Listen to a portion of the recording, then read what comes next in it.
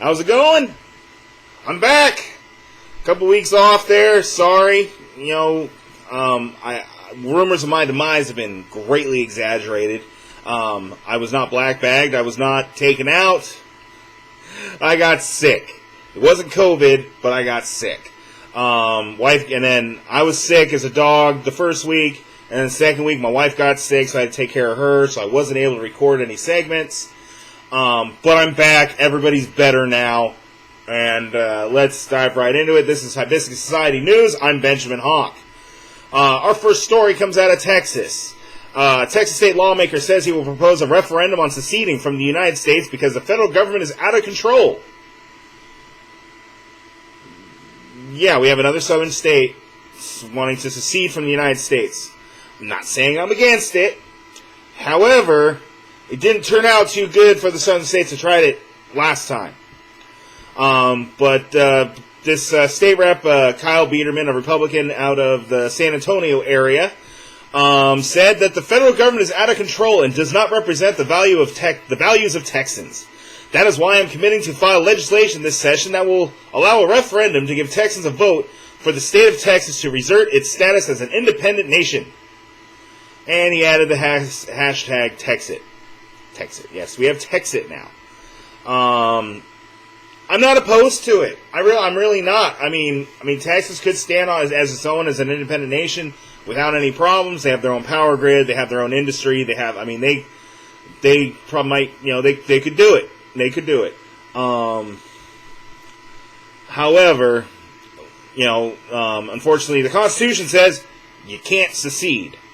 States cannot decide on their own whether they're going to leave the federal government or not.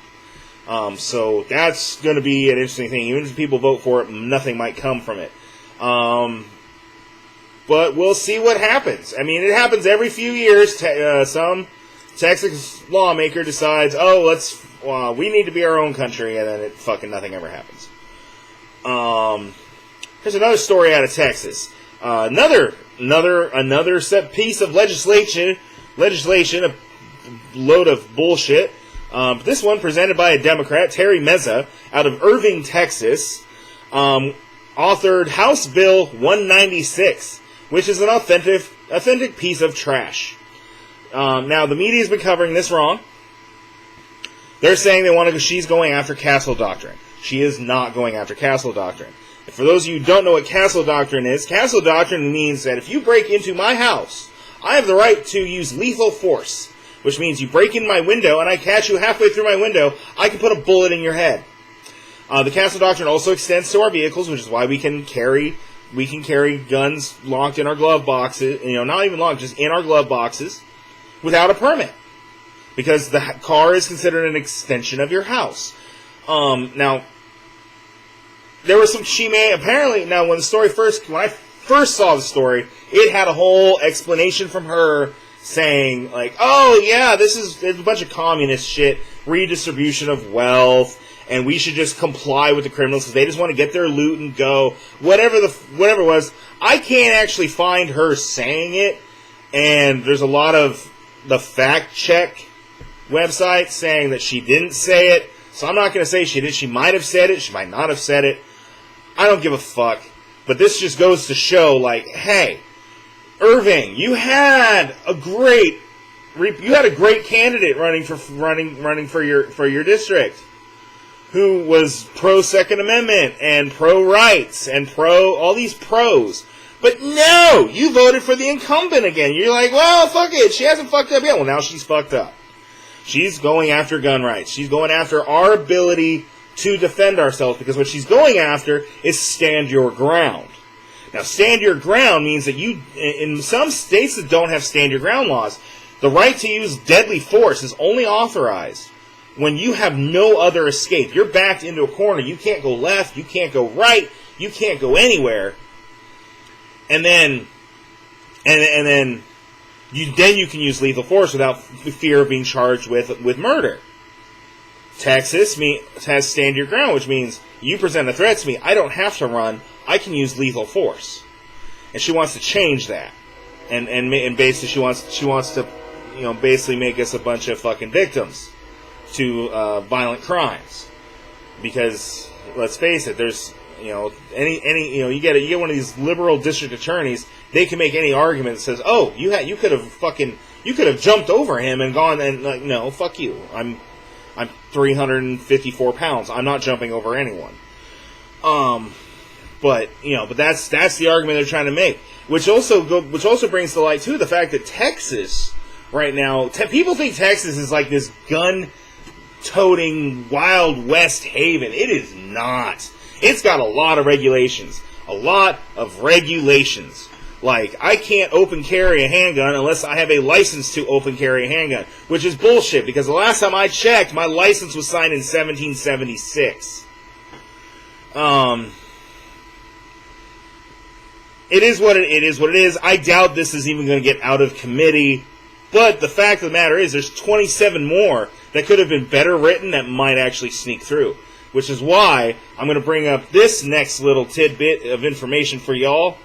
On Sunday, January 17th, across the nation, there is a Second Amendment rally. People are going to be going to the state capitals of every state and marching for their Second Amendment rights. And if you can make it out to your state capital and join up with them and march for your God-given rights, please do. Google it, look it up, ask around. There's flyers made up. Like, if you can go. Be there. If you can't, I understand. But if you can make it, and have your voice be heard by your legislature and the people of your state to go, we will not go quietly into the night, and we will fight for our fucking rights. Next story here is out of Florida. Agents raid home of a fired Florida data scientist who built a COVID-19 dashboard. Now, she was fired because she wouldn't cover up. This scientist, Rebecca Jones, would not alter her COVID numbers. So she got fired by the Florida Department of Health. So she created her own website where it actually gave accurate COVID data information for Florida, for Floridians. Well, around December 7th, state agents knocked on her door, did not announce themselves until she opened the door and pulled a gun on her. Said, police department, we have a search warrant. They pointed guns at her husband, and they pointed guns at her small children. And when she came unglued, they yelled at her and told her to calm the fuck down. Which, you point a gun at my kids, I'm not calming the fuck down. I'm breaking your fucking jaw. I don't care if you're a cop. You don't fucking put my children in harm's way. But they didn't say what laws were broken. They didn't say what they were there for. They didn't say what she was being charged with. They just they took some computers and terrorized the small family, basically. Because when it comes to police being tyrants, let's go ahead and go. I'm gonna let you know. Like, this last weekend, I had the privilege of going out with Don't Comply Texas in Dallas. We handed out hot meals, sleeping bags, clothing to about 250, 300 people, and it was fantastic. And it actually was a lot more meaningful this time. Because they do it every year. But this year, because of the way with COVID, the shelters aren't letting the homeless out of the shelters unless they have a day pass to go either to their job. They have to have a social worker, and then they can go to work or doctor's appointments or whatever. But they have to be back at the shelter by the time on the pass where they lose their spot. So they weren't letting people out, because normally they're doing like 500, 600. They're getting 500, 600 people coming up. But this time they actually, so for a few hours we were out there by the shelter, and we got a whole bunch of people, got them some clean clothes, sleeping bags, hot food, and they were just so thankful for everything, and it was really humbling. But I'm going, I segued into this with the tyranny, with police being tyrants. Dallas, now this event we were armed. We came armed, and the reason we came armed is because years prior, Dallas PD will come out and put bleach in the food.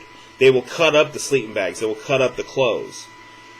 How could somebody who takes an oath to protect the Constitution and to serve, and their motto is to serve and protect, are serving and protecting when we can't even service the people who need it most? It's bullshit.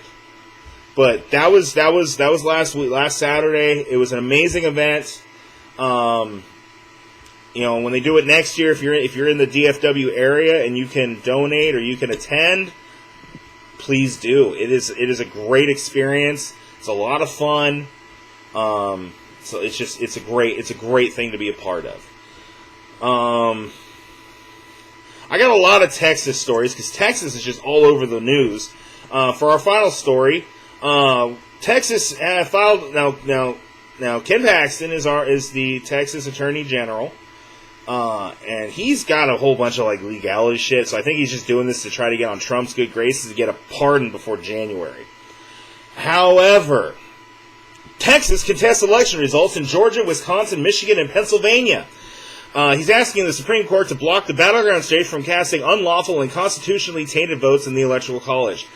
However, experts say there's no evidence of widespread voter fraud, although I have found a bunch of stories of voter fraud in various states of people, taking advantage of the elderly and the feeble, and that, yeah. So Texas is suing Georgia, Michigan, Pennsylvania, and Wisconsin.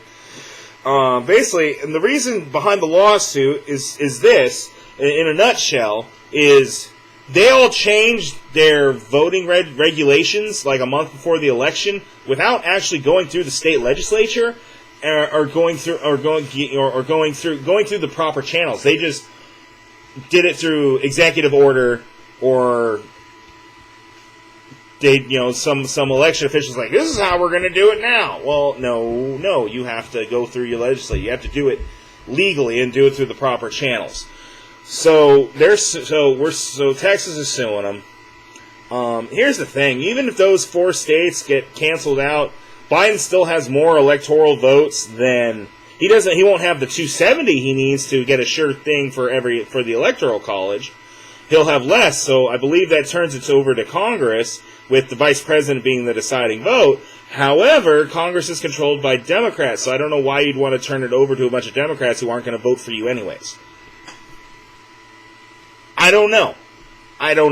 But the Supreme Court is going to hear it. Supreme Courts are, and they actually gave them, I believe, until 3 o'clock Friday to respond, in which all the states responded like, what the fuck? Why? Why do we have to do this? You should dismiss this. They have no right to say that how we conduct our elections. Well, if they do. Every state can do that. So we'll see how this plays out. We'll see how this goes. I will say, lately Trump's been acting more like a dictator than a fucking president. He's executing people as fast as he fucking can before he gets out of office. I don't know why. We'll see what happens. Because honestly, you can't get a straight answer from the mainstream media because they're all trying to make Trump look out to be a dictator and a horrible person. And I'm not saying he's not a horrible person. He has, but take it and leave it. Take it as you want it.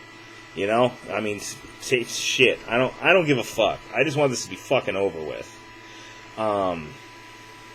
Because when it comes down to it, the leadership of our country needs to realize is the permission, the authority they have over us is bestowed to them by the people for our benefit.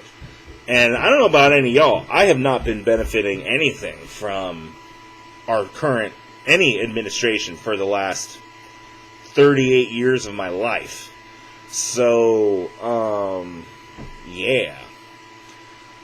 It'd be nice if somebody stepped in and did something about it. Or we get an elected official who understands he works for us. But anyways, that's Hibiscus Society News. I'm Benjamin Hawk. Have a good night.